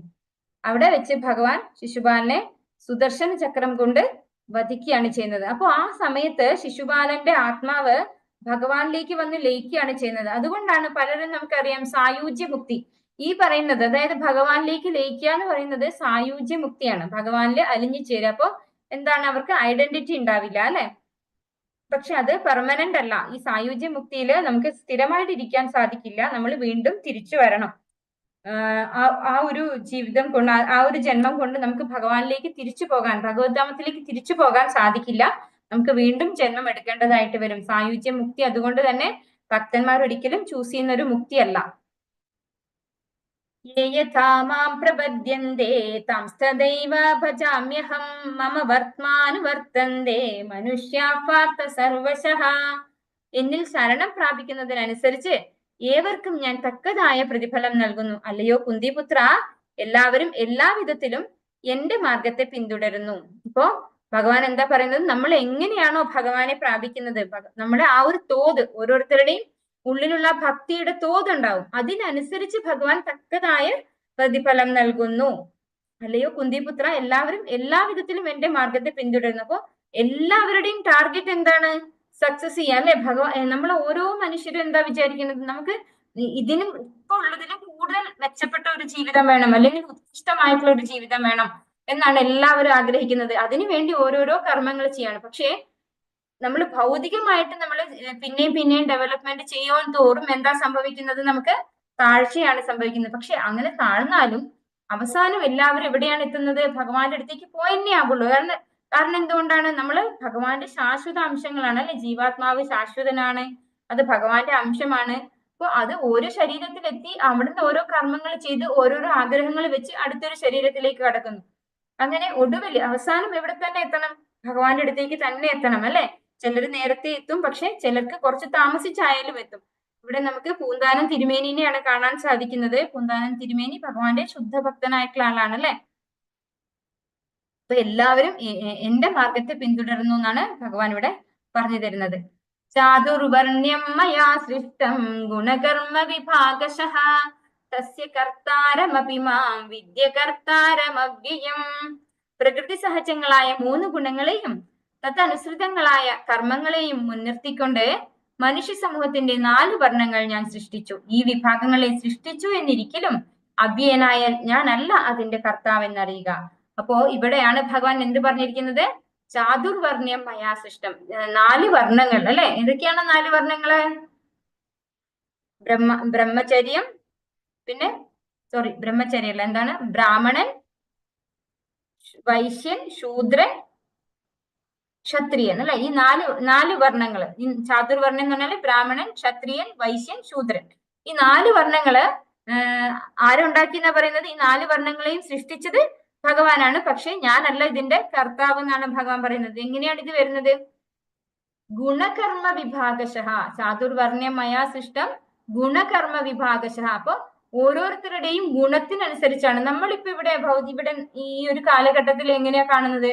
ഒരു ബ്രാഹ്മണന്റെ മകനായി ജനിച്ചാൽ നമ്മൾ ബ്രാഹ്മണനാണ്, അല്ലെങ്കിൽ ബ്രാഹ്മണന്റെ മകളായി ജനിച്ചാൽ ഞാൻ ബ്രാഹ്മണ സ്ത്രീയാണെന്ന് പറയും അല്ലെ. പക്ഷെ ഭഗവാൻ എങ്ങനെയാണ് സൃഷ്ടിച്ചിട്ടുള്ളത്? 4 വർണ്ണങ്ങള് ഗുണകർമ്മ വിഭാഗശഃ, ഓരോരുത്തരുടെയും ഗുണത്തിനനുസരിച്ചാണ്. അപ്പോ ഒരു ബ്രാഹ്മണന്റെ മകന് ക്ഷത്രിയന്റെ ഗുണമാണെങ്കിൽ ആ കുട്ടി ഒരിക്കലും ബ്രാഹ്മണനല്ല, അവൻ എന്താണ്? ക്ഷത്രിയനാണ്. അതുപോലെ ഒരു ബ്രാഹ്മണന്റെ മകനാണെങ്കിലും ഒരു കുട്ടിക്ക് ശൂദ്രന്റെ ഒരു ക്വാളിറ്റിയാണ്, ഗുണമാണ് ഉള്ളത് എങ്കിൽ ആ കുട്ടി എന്താണ്? ശൂദ്രനായിട്ടാണ് വരിക. അപ്പോ ചാതുർവർണ്ണ്യം മയാ സൃഷ്ടം എന്ന് പറഞ്ഞത് ശരിയാണ്, ഭഗവാൻ തന്നെയാണ് സൃഷ്ടിച്ചിട്ടുള്ളത്. പക്ഷെ അതിൽ ഏത് വിഭാഗത്തിൽ നമ്മൾ പെടണം എന്നുള്ളത് നമ്മളാണ്, നമ്മുടെ കർമ്മങ്ങൾക്കനുസരിച്ചാണ് നമ്മളാണ് തീരുമാനിക്കുന്നത് അല്ലെ. 4 വർണ്ണമുണ്ട്, പക്ഷെ ആ 4 വർണ്ണത്തിൽ നമ്മൾ എവിടെ പെടണം എന്നുള്ളത് നമ്മുടെ കർമ്മങ്ങൾ, ഗുണകർമ്മ വിഭാഗശഃ എന്നാണ് ഭഗവാൻ പറയുന്നത്. പിന്നെയോ ഈ വിഭാഗത്തെ സൃഷ്ടിച്ചു എന്നിരിക്കലും അവ്യയനായ ഞാനല്ല അതിന്റെ കർത്താവ് എന്ന് ഭഗവാൻ പറയുന്നു. അതെന്തുകൊണ്ടാണ് അങ്ങനെ പറയുന്നത്? നമ്മൾ ഓരോരുത്തരും ആണല്ലേ അതിന്റെ കർത്താവ്. നമ്മളാണ് കർമ്മങ്ങൾ ചെയ്ത് നമ്മളുടെ ഒരു വർണ്ണം ഏത് വർണ്ണത്തിൽ വേണം നമ്മളെന്ന് തീരുമാനിക്കുന്നത് നമ്മളാണ്. നമ്മുടെ കർമ്മങ്ങൾക്കനുസരിച്ചാണ് അത് വരുന്നത്. അതുകൊണ്ടാണ് ഗുണകർമ്മ വിഭാഗശഃ എന്ന് പറയുന്നത്. ഭഗവാനായിട്ട് ഒരാളെ ബ്രാഹ്മണനായിട്ടോ ഒരാളെ ക്ഷത്രിയനാവട്ടെ, നീ ക്ഷത്രിയനാവും, അങ്ങനെയല്ല. നമ്മുടെ പൂർവജന്മ കർമ്മങ്ങൾക്കനുസരിച്ചാണ് നമ്മള് ഓരോ വർണ്ണത്തിലും വന്ന് ജനിക്കുന്നത്. പക്ഷേ ഭഗവാൻ എന്താണ്? ഈ ഒരു വർണ്ണത്തിലും പെടുന്ന ആളല്ല അല്ലെ. ഭഗവാൻ സെപ്പറേറ്റ് ആണ്. നമുക്ക് ഇവിടെ കാണാം ഭഗവാൻ ഏത് കുലത്തിലാണ് ജനിച്ചത്? യാദവ കുലത്തിൽ അല്ലെ, പശുക്കളെയൊക്കെ മേയിച്ചുകൊണ്ട് നടക്കുന്ന. പക്ഷെ ഭഗവാനെ അങ്ങനെ ഒരു കുലത്തിന്റെയും ഒന്നിന്റെയും ബാധ്യത ഇല്ല അല്ലെ. ഭഗവാൻ അതീന്ദ്രിയനാണ്. ഭഗവാൻ എവിടെ ആണോ അവതരിക്കണം എന്ന് ആഗ്രഹിക്കുന്നത് അവിടെ ഭഗവാൻ അവതരിക്കും. ഭഗവാന്റെ കർമ്മങ്ങളും എന്താണ്? ദിവ്യമാണ്. ജന്മ കർമ്മജമേ ദിവ്യം അല്ലെ ഭഗവാൻ പറഞ്ഞു തന്നു. അപ്പൊ നമ്മൾ ഈ സമൂഹത്തിൽ ഇപ്പൊ കാണുന്നത് പോലെ ഭഗവാൻ സൃഷ്ടിച്ചതാണ് 4 വർണ്ണങ്ങളെങ്കിലും നമ്മളാണ് അതിന്റെ യഥാർത്ഥത്തില് ഏത് വർണ്ണത്തിൽ നമ്മൾ പോയി പിറക്കണം എന്നുള്ളത്. അല്ലാണ്ട് ഭഗവാൻ അല്ല നമുക്ക് ഓരോ വർണ്ണവും തരുന്നത്. നമ്മുടെ ഇഷ്ടങ്ങൾ, നമ്മുടെ കർമ്മങ്ങൾക്ക് അനുസരിച്ചാണ് നമ്മൾ ഓരോ വർണ്ണം ആയി മാറുന്നത്. നമാം കർമാണി ലിംബന്തി നമേ കർമ്മ ഫലേ സ്പൃഹ ഇതി മാം യോപി ജാനാതി കർമ്മഭിർന സബധ്യതേ. കർമ്മങ്ങളൊന്നും എന്നെ ബാധിക്കുകയില്ല, എനിക്ക് കർമ്മഫലേ ചെയ്യുമില്ല. എന്നെ കുറിച്ചുള്ള ഈ സത്യം മനസ്സിലാക്കിയവർ കർമ്മഫലങ്ങളാൽ ബന്ധിക്കപ്പെടുന്നില്ല. അപ്പോ ഭഗവാന്റെ കർമ്മങ്ങളെ കുറിച്ചാണ് ഇവിടെ ഭഗവാൻ പറഞ്ഞിരുന്നത്. ഭഗവാൻ ഒരു കർമ്മത്താലും ബന്ധിതനല്ല എന്ന് ഭഗവാൻ പറയാണ്. നമാം കർമാണി ലിംബന്തി, ഭഗവാനെ ഒരു കർമ്മവും ബന്ധിക്കുന്നില്ല. നമേ കർമ്മഫലേ സ്പൃഹ, ഭഗവാന് കർമ്മഫലത്തിലും ആഗ്രഹമില്ല അല്ലെ. ഒരു കർമ്മത്തിന്റെയും റിസൾട്ട് എനിക്ക് കിട്ടണം, അല്ലെങ്കിൽ ഞാൻ ഈ കർമ്മം ചെയ്തുകൊണ്ട് എനിക്ക് ഇന്നത് കിട്ടണം എന്ന് ആരാഗ്രഹിക്കുന്നില്ല? ഭഗവാൻ ആഗ്രഹിക്കുന്നില്ല. അതിന്റെ ആവശ്യമില്ല. ഭഗവാൻ എല്ലാത്തിന്റെയും ഉടമസ്ഥനാണ് അല്ലെ, എല്ലാത്തിന്റെയും നിയന്ത്രകനാണ് ഭഗവാൻ. അപ്പൊ ഭഗവാൻ എന്താ ആവശ്യമില്ല? എന്തെങ്കിലും ഒരു കർമ്മം ചെയ്തിട്ടൊരു ഫലം കിട്ടുന്നതിന്റെ ആവശ്യമില്ല. അപ്പൊ ഇങ്ങനെയുള്ള കാര്യം, ഈ ഭഗവാന്റെ ഈ കർമ്മങ്ങളൊക്കെ ദിവ്യമാണെന്നും ഭഗവാൻ കർമ്മഫലങ്ങളാൽ ബന്ധിക്കപ്പെടില്ല എന്നും മനസ്സിലാക്കുന്ന അയാൾക്ക് എന്താ സംഭവിക്കുക? അയാള് കർമ്മഫലങ്ങൾ, ആ വ്യക്തിയും കർമ്മഫലങ്ങളാൽ ബന്ധിക്കപ്പെടുന്നില്ല എന്നാണ് ഭഗവാൻ പറയുന്നത്. അപ്പോൾ ഭഗവാന്റെ കർമ്മങ്ങളാൽ ഭഗവാൻ ബന്ധിക്കപ്പെടുന്നില്ല എന്ന് മനസ്സിലാക്കുന്ന വ്യക്തിക്ക് കർമ്മബന്ധനമില്ല. ആ വ്യക്തിക്ക് ഒരു കർമ്മത്താലും ബന്ധനം സംഭവിക്കുന്നില്ല. ഇവിടെ നമുക്ക് കാണാം ഭഗവാന്റെ ഒരു സുന്ദരമായ ഒരു ലീലയാണ്. ഭീഷ്മ പിതാമഹനെ കൊല്ലാൻ വേണ്ടിയിട്ട് രഥചക്രം എടുത്ത് ഓടുന്ന ഒരു രംഗം അല്ലെ. വളരെ സുന്ദരമായിട്ടുള്ള ഒരു ലീലയാണ്. അതായത് ഭഗവാൻ അർജുനനോട് എന്ത് പറഞ്ഞുകൊണ്ടാണ് യുദ്ധത്തിൽ വന്നിട്ടുള്ളത്? ഞാൻ ആയുധം കൈകൊണ്ട് തൊടൂല അർജുന എന്ന് പറഞ്ഞുകൊണ്ടാണ് ഭഗവാൻ മഹാഭാരത യുദ്ധത്തില് പങ്കെടുത്തിട്ടുള്ളത് അല്ലെ. അർജുനന്റെ തേരാളിയായിട്ടാണ് ഭഗവാൻ, പാർത്ഥസാരഥിയായിട്ടാണ് ഭഗവാൻ ഉണ്ടായിരുന്നത്. അപ്പോ അങ്ങനെ യുദ്ധം നടന്നുകൊണ്ടിരിക്കുമ്പോ കുറച്ചു ദിവസം കഴിഞ്ഞപ്പോ ദുര്യോധനൻ വന്നിട്ട് ഭീഷ്മാചാര്യരോട് പറയാണ്. ഭീഷ്മാചാര്യരുടെ കൊച്ചുമക്കളാണ് അല്ലെ അർജുനനും പാണ്ഡവരൊക്കെയും കൊച്ചുമക്കളാണ്. അവരോട് പ്രത്യേക വാത്സല്യമുണ്ട് ഭീഷ്മാചാര്യർക്ക്. അത് ദുര്യോധനന് നന്നായിട്ട് അറിയുകയും ചെയ്യാം. പക്ഷെ ഭീഷ്മാചാര്യര് അത്രയും എന്താ പറയാ കഴിവുള്ള, ആരാലും തോൽപ്പിക്കപ്പെടാൻ പറ്റാത്ത ഒരു യോദ്ധാവാണ്. അപ്പൊ മനഃപൂർവ്വം അർജുനനെ ഒന്നും കൊല്ലാതിരിക്കുന്നതാണെന്ന് തോന്നിയിട്ട് ദുര്യോധനൻ വന്നിട്ട് ഭീഷ്മാചാര്യരോട് പറയാണ്, ഇങ്ങനെ പോയാൽ ശരിയാവില്ല, അപ്പോ അവരെ കൊല്ലുക തന്നെ വേണം എന്ന് പറഞ്ഞപ്പോ ഓക്കെ, ഞാൻ നാളെ എന്തായാലും അവരെ 5 പേരെ ഞാൻ വധിക്കും എന്ന് പറഞ്ഞ് 5 അസ്ത്രം എടുത്തു വെക്കാണ്. ഈ അസ്ത്രം കൊണ്ടാണ് ഞാൻ അവരെ വധിക്കാൻ പോണത്. അപ്പോ ദുര്യോധനൻ എന്ത് കരുതി? ഇത് ഇവിടെ വെച്ച് കഴിഞ്ഞാൽ ചിലപ്പോ ഇത് ഉപയോഗിക്കില്ല. ഭീഷ്മാചാര്യ നാളെ ബാറ്റിൽ ഫീൽഡിൽ, അതായത് യുദ്ധഭൂമിയിൽ തരാം ഈ അസ്ത്രങ്ങള് എന്ന് വിചാരിച്ച് ദുര്യോധനൻ ആ അസ്ത്രങ്ങൾ എടുത്ത് കൊണ്ടുപോവുകയാണ് ചെയ്യുന്നത്. ഭീഷ്മാചാര്യര് അർജുനനെയും യുധിഷ്ഠിരനെയും അതുപോലെ പഞ്ചപാണ്ഡവന്മാരെ എല്ലാവരെയും വധിക്കാൻ വേണ്ടി ഓരോരോ അസ്ത്രം എടുത്തു വെച്ചിട്ടുണ്ടായിരുന്നു. ഈ അസ്ത്രം കൊണ്ട് ഞാൻ അവരെ വധിക്കും എന്ന് പറഞ്ഞിട്ട്. അപ്പോ ദുര്യോധനൻ എടുത്തു കൊണ്ടുവരുമ്പോ ഭഗവാൻ ആരാണ്? എല്ലാവരുടെയും ഹൃദയത്തിലുള്ള ഭഗവാനാണ് അല്ലെ. എല്ലാവരും എന്താ ചെയ്യുന്നത്, എന്താ ചിന്തിക്കുന്നത് മനസ്സിലാക്കാൻ കഴിവുള്ള ആളാണ് ആര്? ഭഗവാൻ. അപ്പൊ ഭഗവാന്റെ ഭക്തന്മാരോട് ഭഗവാൻ എന്താണ്? പ്രത്യേക കാരുണ്യവും പ്രത്യേക വാത്സല്യമാണ്. അപ്പോ ഭഗവാൻ അറിയാം ദുര്യോധനൻ എന്താ ചെയ്തത്, എന്താ ചെയ്യുന്നത് എന്നൊക്കെ. അപ്പൊ കൃത്യമായി മനസ്സിലാക്കി ഭഗവാൻ അർജുനനെ ദുര്യോധനന്റെ അടുത്ത് പറഞ്ഞു വിടാണ്. അപ്പോ പണ്ടൊരു തവണ ഇവര് വനവാസത്തിന് പോയ സമയത്ത് ഈ ദുര്യോധനൻ അവിടെ വലിയ ആളാവാൻ വേണ്ടിട്ട് പോയപ്പോ എന്താ പറയാ, കുറച്ചു പേരാൽ ബന്ധിതനാക്കപ്പെടുകയാണ്. നമ്മുടെ എന്താണ്, മറന്നുപോയി. അപ്പൊ ദുര്യോധനൻ അവിടെ ബന്ധിക്കപ്പെടുകയാണ് ചെയ്യുന്നത്. ആ സമയത്ത് അർജുനനാണ് വന്നിട്ട് ദുര്യോധനനെ രക്ഷിക്കുന്നത്. അങ്ങനെയുള്ള ആളുകളിൽ നിന്ന്, യക്ഷന്മാരിൽ നിന്നോ അങ്ങനെ എന്തോ ആണ്. അപ്പൊ അത്തരത്തിലുള്ള ആളുകളിൽ നിന്ന് യുദ്ധം ചെയ്ത് ദുര്യോധനനെ രക്ഷിക്കുന്നത് അർജുനനാണ്. ആ സമയത്ത് ദുര്യോധനൻ പറയാണ്, നീ എന്ത് ചോദിച്ചാലും ഞാൻ നിനക്ക് തരാം. അപ്പോ ദുര്യോധനോട് അർജുനൻ പറഞ്ഞു, ഞാൻ അത് സമയമാകുമ്പോ ചോദിച്ചോളാം. അപ്പോ കൃഷ്ണൻ ഈ കാര്യം മനസ്സിലാക്കി. അതായത് ഭീഷ്മാചാര്യരിൽ നിന്ന് ആ 5 അസ്ത്രങ്ങള് ദുര്യോധനൻ എടുത്തു വെച്ചു എന്നുള്ളത് മനസ്സിലാക്കിയിട്ട് അർജുനനോട് പോയി പറഞ്ഞു, നീ അന്ന് പറഞ്ഞ ആ ഒരു കാര്യം ഉണ്ടല്ലോ, നീ അവിടെ പോയി ആ 5 അസ്ത്രങ്ങൾ വാങ്ങിക്കൊണ്ടുവാ എന്ന് പറഞ്ഞു വിടാണ്. അപ്പോ ഇവിടെ വന്നപ്പോ അർജുനൻ പറഞ്ഞു ദുര്യോധനോട്, എന്നോട് അന്ന് എഗ്രി ചെയ്ത കാര്യം ഉണ്ടല്ലോ, എനിക്ക് 5 അസ്ത്രങ്ങൾ വേണം എന്ന് പറഞ്ഞ് മേടിച്ചുകൊണ്ട് പോവുകയാണ് ആര് ചെയ്യുന്നത്? അർജുനൻ. അപ്പോ ഭീഷ്മാചാര്യര് ഇവരെ കൊല്ലാൻ വേണ്ടി എടുത്തു വെച്ച ആ അസ്ത്രങ്ങള് അർജുനന് കിട്ടുകയാണ് ചെയ്യുന്നത് അല്ലെ. പിന്നെ അടുത്ത ദിവസം വന്നിട്ട് യുദ്ധം ചെയ്യുമ്പോ ഭീഷ്മാചാര്യർ ഇവിടെ അർജുനനെ കൊല്ലാൻ വേണ്ടിയിട്ട് ഭയങ്കര ഘോരമായി യുദ്ധം ചെയ്യുമ്പോ കൃഷ്ണൻ പറയാണ്, അർജുന നീ ഭീഷ്മാചാര്യരെ വധിക്കൂ, അമ്പെയ്യൂ എന്ന് പറഞ്ഞിട്ട് അർജുനൻ സ്ലോ ആക്കാണ്, ചെയ്യുന്നില്ല. അപ്പൊ ദേഷ്യം വന്നിട്ട് രഥം എടുത്തിട്ട്, രഥത്തിന്റെ ചക്രം, പൊട്ടിയ രഥചക്രം എടുത്തിട്ട് ഭീഷ്മാചാര്യരുടെ നേരെ പാഞ്ഞെടുക്കുകയാണ് ചെയ്യുന്നത്. അപ്പോ ഭഗവാന്റെ ഈ ലീലകള് ഭഗവാന്റെ ഭക്തനായിട്ടുള്ള ഭീഷ്മാചാര്യർക്കും നന്നായിട്ട് അറിയാം. 12 മഹാജനങ്ങളിൽ ഒരാളാണ് ആര്? ഭീഷ്മാചാര്യർ അല്ലെ. ആ ഭീഷ്മാചാര്യർക്കും ഇത് നേരത്തെ തന്നെ അറിയാം ഭഗവാൻ ഇങ്ങനെയൊക്കെ ചെയ്യുന്നുള്ളത്. കാരണം എന്തുകൊണ്ടാണ്? ഭീഷ്മാചാര്യർക്ക് ശരിക്കും ഭഗവാനെ അറിയുന്ന ആളാണ്. അപ്പൊ ഭഗവാനെ കൊണ്ട് ഞാൻ ആയുധം എടുപ്പിക്കും എന്ന് ഭീഷ്മാചാര്യരും ശപഥം ചെയ്യാണ്. അപ്പൊ ഭഗവാന്റെ പ്രോമിസ് മാറ്റി വെച്ചിട്ട് ഭക്തന്റെ പ്രോമിസ് ശരിയാക്കാൻ വേണ്ടിയിട്ട് ആയുധം എടുക്കുക ചെയ്യുന്നതെന്നാ പറയുന്നത്. ഭഗവാൻ ആയുധം എടുക്കില്ല ശരിക്കും, പക്ഷെ ഭീഷ്മാചാര്യർ പറഞ്ഞു, ഞാൻ ഭഗവാനെ കൊണ്ട് ആയുധം എടുപ്പിക്കും, ഞാൻ അത്രമാത്രം യുദ്ധം ചെയ്യും. അപ്പൊ അർജുനനെ മുറിവേൽക്കാതിരിക്കാൻ ഭഗവാൻ എന്ത് ചെയ്യാണ്? പൊട്ടിയ രഥചക്രം എടുത്തിട്ട് ഭീഷ്മാചാര്യരുടെ നേരെ പാഞ്ഞു വരുന്ന ആ ഒരു രംഗമാണ് ഇവിടെ കാണിക്കുന്നത്. അപ്പൊ ഭഗവാന്റെ ലീലകൾ അങ്ങനെയാണല്ലേ.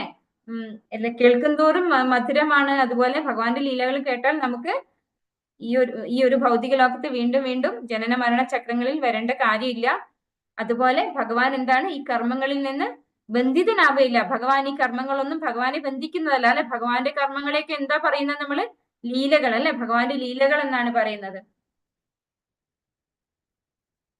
തദ്വിദ്ധി പ്രണിപാതേന പരിപ്രശ്നേന സേവയാ ഉപദേക്ഷ്യന്തി ജ്ഞാനം ജ്ഞാനിനസ്തത്വദർശിനഃ. ഒരു ആധ്യാത്മിക ഗുരുവിനെ സമീപിച്ച് സത്യത്തെക്കുറിച്ച് അറിയാൻ ശ്രമിക്കണം. അദ്ദേഹത്തെ സേവിക്കുക, അദ്ദേഹത്തിൽ നിന്ന് വിനയപൂർവ്വം ചോദിച്ചറിയുക.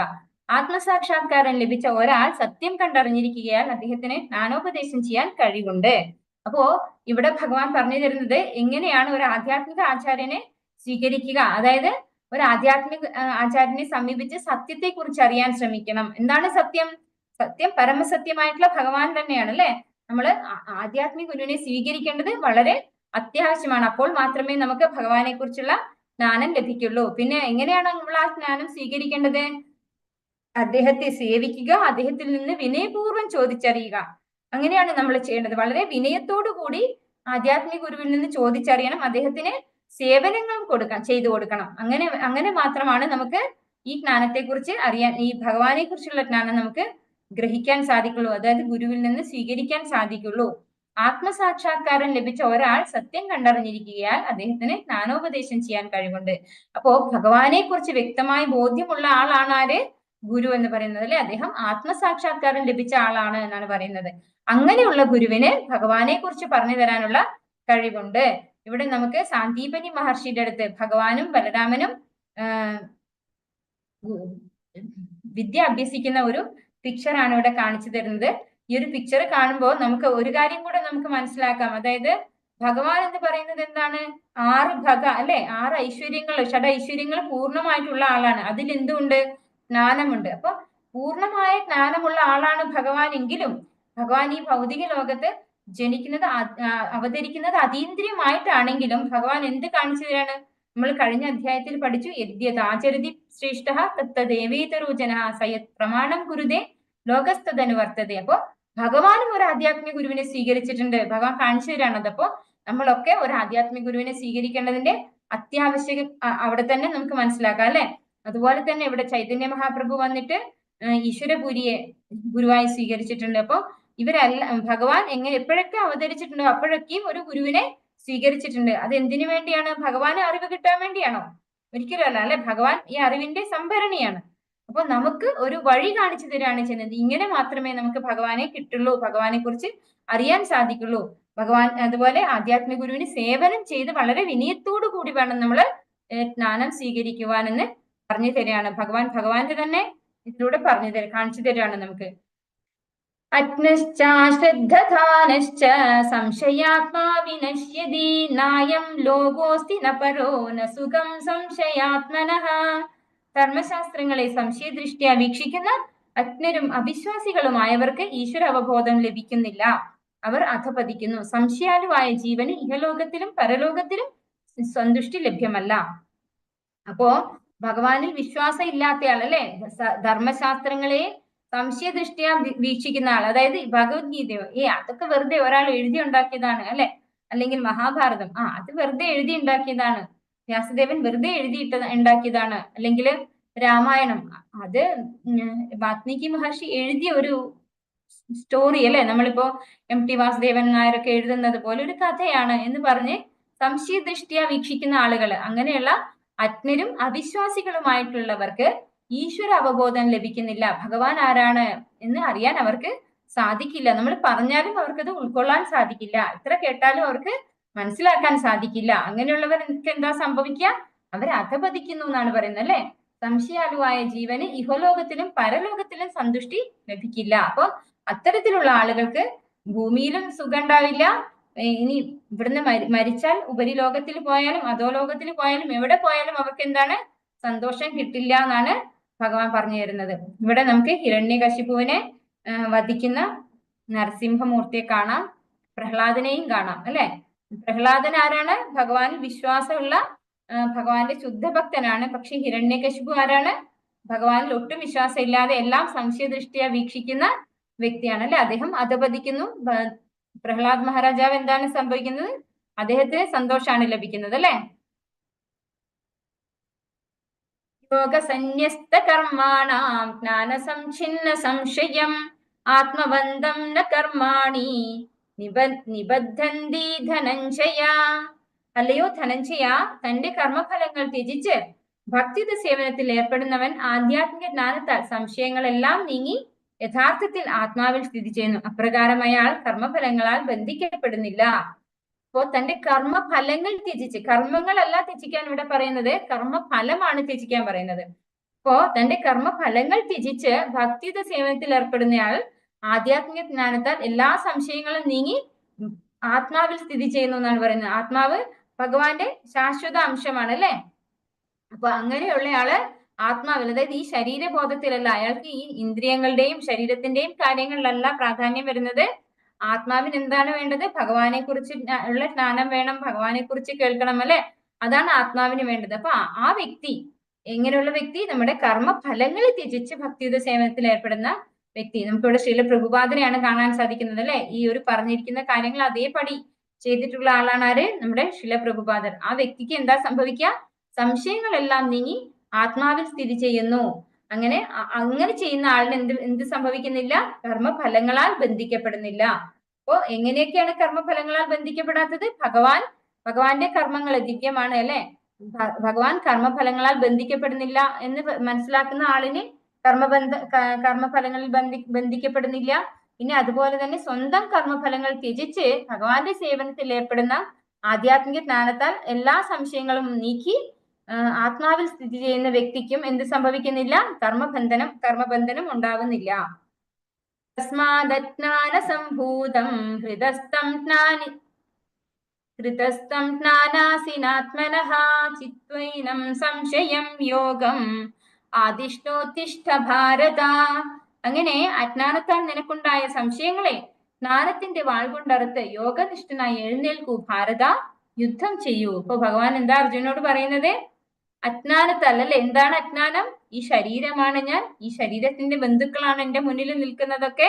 ഇവരെയൊക്കെ കൊല്ലേണ്ടത് എന്റെ ജോലിയല്ല അല്ലെ. ഇവരെയൊന്നും കൊല്ലാൻ പാടില്ല. കൊന്നു കഴിഞ്ഞാൽ എല്ലാവർക്കും ബുദ്ധിമുട്ടുണ്ടാവും അല്ലെ. പിന്നെ കുടുംബത്തിലുള്ള സ്ത്രീകളൊക്കെ നശിച്ചു പോകും. ഇങ്ങനെയൊക്കെ ആര് കരുതിയിട്ടുണ്ടായിരുന്നു? അർജുനൻ കരുതിയിട്ടുണ്ടായിരുന്നു അല്ലെ. അതാണ് ആരുടെ അജ്ഞാനം? അർജുനന്റെ അജ്ഞാനം എന്ന് പറയുന്നത് അല്ലെ. ഈ ശരീരബോധത്തില് ഞാൻ വലിയ യോദ്ധാവാണ്, പാണ്ഡവ വംശത്തിലുള്ളയാളാണ്, ഇവരൊക്കെ എന്റെ ബന്ധുക്കളാണ്, ഇവരെയൊക്കെ കൊല്ലാനാണ് ഞാൻ ഇവിടെ നിൽക്കുന്നത്, ഇങ്ങനെയൊക്കെ ഉള്ളതാണ് അർജുനന്റെ അജ്ഞാനം. അപ്പൊ ആ അജ്ഞാനത്തിൽ നിനക്കുണ്ടായ സംശയങ്ങളെ ജ്ഞാനത്തിന്റെ വാൾ കൊണ്ട് അറക്കാനാ പറഞ്ഞത്. എന്താണ് ജ്ഞാനം? ആത്മാവ് എന്താണെന്നുള്ള അറിവ്, ഭഗവാൻ ആരാണെന്നുള്ള അറിവ് അല്ലെ. ഈ ഒരു ജ്ഞാനത്തിന്റെ വാൾ കൊണ്ട് അറുത്ത് യോഗനിഷ്ഠനായി എഴുന്നേൽക്കൂ ഹേ ഭാരത, യുദ്ധം ചെയ്യൂ എന്ന് ഭഗവാൻ പറയാണ്. അർജുനോട് യുദ്ധം ചെയ്യാൻ കമാൻഡ് ചെയ്യാണ് ആര് ചെയ്യുന്നത്? ഇവിടെ ഭഗവാൻ ചെയ്യുന്നത്. അപ്പോ നമ്മൾ നമ്മുടെ നിയത കർമ്മങ്ങൾ അല്ലെ. എവിടെയും ഭഗവാൻ ഡ്യൂട്ടി ചെയ്യണ്ട എന്ന് പറയുന്നുണ്ടോ? ഇല്ല അല്ലെ. യുദ്ധം ചെയ്യൂ എന്ന് പറയുന്നത് എന്താണ്? അർജുനൻ ക്ഷത്രിയനാണ്. ആ ക്ഷത്രിയനായതുകൊണ്ടാണ് അർജുനനോട് യുദ്ധം ചെയ്യൂ എന്ന് പറയുന്നത്. അല്ലാതെ നമ്മളൊക്കെ പോയി യുദ്ധം ചെയ്യൂ എന്നല്ല ഭഗവാൻ ഇവിടെ പറഞ്ഞു തരുന്നത്. നമ്മൾ നമ്മുടെ നിയത കർമ്മങ്ങളാണ് ചെയ്യേണ്ടത്, യുദ്ധമല്ല ചെയ്യേണ്ടത്. അർജുനൻ യുദ്ധം ചെയ്യണം. അർജുനൻ ക്ഷത്രിയനാണ്, അതുകൊണ്ട് അർജുനൻ യുദ്ധം ചെയ്യണം. അപ്പോ തന്റെ കർമ്മം ചെയ്യാനാണ് പറയുന്നത്. എങ്ങനെയാണ് കർമ്മം ചെയ്യേണ്ടത്? അജ്ഞാനത്തെ നീക്കി ജ്ഞാനമാകുന്ന ജ്ഞാനത്തിന്റെ വാൾ കൊണ്ട് അജ്ഞാനത്തെ അറുത്ത് യോഗനിഷ്ഠനായി എഴുന്നേൽക്കൂ. യോഗനിഷ്ഠൻ എന്ന് പറഞ്ഞാൽ എന്താണ്? ഭഗവാനെ കുറിച്ച് അറിവുള്ള ആളാണ് യോഗനിഷ്ഠൻ അല്ലെ. ഭഗവാനെ മനസ്സിലാക്കിയിട്ടുള്ള ആളാണ് യോഗനിഷ്ഠൻ. അങ്ങനെ എഴുന്നേറ്റ് യുദ്ധം ചെയ്യൂ അർജുന എന്ന് ഭഗവാൻ ഇവിടെ അർജുനോട് പറയുകയാണ് ചെയ്യുന്നത്. ഹരേ കൃഷ്ണ കൃഷ്ണ കൃഷ്ണ ഹരേ ഹരേ, ഹരേ രാമ രാമ രാമ ഹരേ ഹരേ. വാഞ്ചാകൽപതരുഭ്യശ്ച കൃപാ സിന്ധുഭ്യ ഏവ ച പതിതാനാം പാവനേഭ്യോ വൈഷ്ണവേഭ്യോ നമോ നമഃ. आनंद कोटि वैष्णव वृंद की जय, श्रील प्रभुपाद की जय, गुरु महाराज की जय, निताई गौर प्रेमानंदे। हरि हरि बोल। हरे कृष्णा।